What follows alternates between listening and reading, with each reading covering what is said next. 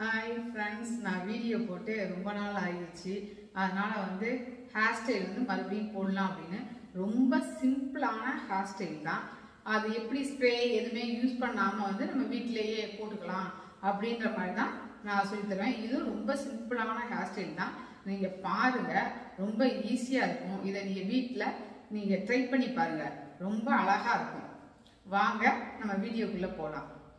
நான் hair cut பண்ணனால இப்போ நான் டம்மியில் தான் போட்டு நான் காட்டுறேன்.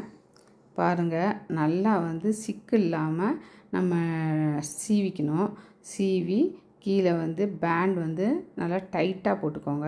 அப்படி டைட்டாக நம்மளால் போட முடியல அப்படின்னா கொஞ்சம் முடியை எடுத்து சுற்றி பேண்ட் கொஞ்சம் நழுவி வருது அப்படின்னு நீங்கள் ஃபீல் பண்ணுனா முடியை எடுத்து கொஞ்சம் சுற்றி ஏர்பின்னில் நம்ம குத்திடலாம். குத்தினாலும் கொஞ்சம் டைட்டாக தான் நிற்கும் நம்மளுக்கு. அது மாதிரி நான் பார்த்து சீவுறேன். டம்மியில் பார்த்திங்கன்னா கொஞ்சம் பிசிறு முடியாக வருது.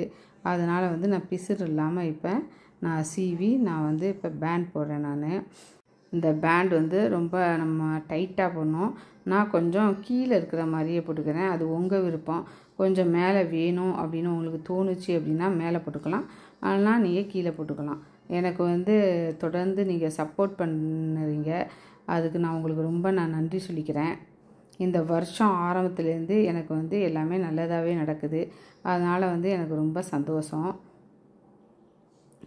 இப்போ அது நல்லா வரணும், சிக்கு இல்லாமல் வரணும் அப்படின்றதுக்காக நான் ஹேர் சீரம் எடுத்து நான் கொஞ்சம் கையில் அப்ளை பண்ணிக்கிட்டு நான் அதை இப்போ நான் நல்லா தடவிக்கிறேன்.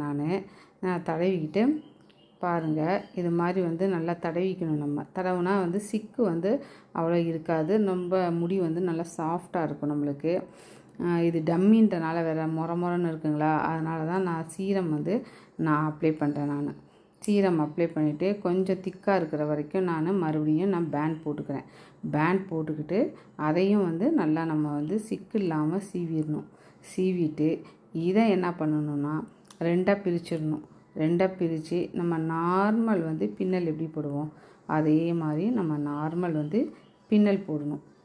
பின்னல் போட்டால் தான் நல்லாயிருக்கும். அதனால் பார்த்து நார்மலாக பின்னல் போட்டுக்கலாம். ரெண்டு சைடும் பின்னியாச்சு. பின்னதை பாருங்கள், நான் அப்படியே மடிக்கிறேன். அது மேலேயும் கீழேயும் இல்லாமல் நம்ம பார்த்து அழகாக நம்ம மடிக்கணும். அழகாக மடித்ததை கொண்டு அதே மாதிரி தான் நான் சாதாரண பின்னல் பின்னங்களே அதை நீங்கள் கொஞ்சம் விரித்து விட்டிங்கன்னா இன்னும் அழகாக வரும். அந்த பின்னலை நம்ம சுற்றி அழகாக யூபின் வச்சு நம்ம குத்தினோம் அப்படின்னா இது ஒரு மாடலாக பார்க்குறதுக்கு நல்லாவும் இருக்குது, அழகாகவும் இருக்குது, சிம்பிளாக இருக்குது. அது நம்ம இது நீங்கள் எதுக்கு வேணாலும் யூஸ் பண்ணிக்கலாம். சாரீ நீங்கள் கட்டுறீங்களா அதுக்கு தகுந்த மாதிரி சாரீக்கு ரொம்ப நல்லாயிருக்கும். மிச்ச சுடிதார் அதெல்லாம் அவங்கவுங்க விருப்பத்தை பொறுத்து நல்லாயிருக்கும் அப்படின்னா நீங்கள் ட்ரை பண்ணிக்கலாம். இதை நான் சுற்றி எப்படி போடுறேன்னு பாருங்கள். போட்டதுக்கப்புறம் நான் காட்டுறேன் எவ்வளோ அழகாக இருக்குதுன்னு பாருங்கள். இவ்வளோ சிம்பிளான ஹேர் ஸ்டைலாக இவ்வளோ அழகாக இருக்குது அப்படின்னு நினைக்கிற மாதிரி அவ்வளோ அழகாக இருக்குது. எக்ஸ்ட்ரா இருக்க முடியை நான் என்ன பண்ணுறேன், சுற்றி நான் கீழே நான் பின் பண்ணுறேன். நான் ஏர்பின்னில் நான் பின் பண்ணுறேன். பின் பண்ணி இப்போ இது பண்ணியாச்சு. நான் இப்போ அதை நான் கொஞ்சம் கொஞ்சமாக நான் இப்போ விரித்து விடுறேன். அதை விரித்து விட்டு பாருங்கள், பார்க்குறப்ப எவ்வளோ நல்லாயிருக்கும் அப்படின்னு. இது நம்ம நம்மளே கூட நம்ம செஞ்சுக்கலாம். அது மாதிரி ஹேர் ஸ்டைல் தான் நான் பார்த்து உங்களுக்கு நான் சொல்லித்தரேன். நான் இப்போ இதை சுற்றி உங்கள் விருப்பம். பீட்ஸ் வைக்கிறதா இருந்தாலும் வைக்கலாம், இல்லை பீட்ஸ் வைக்காமல் நீங்கள் விடுறதா இருந்தாலும் விட்டுடலாம்.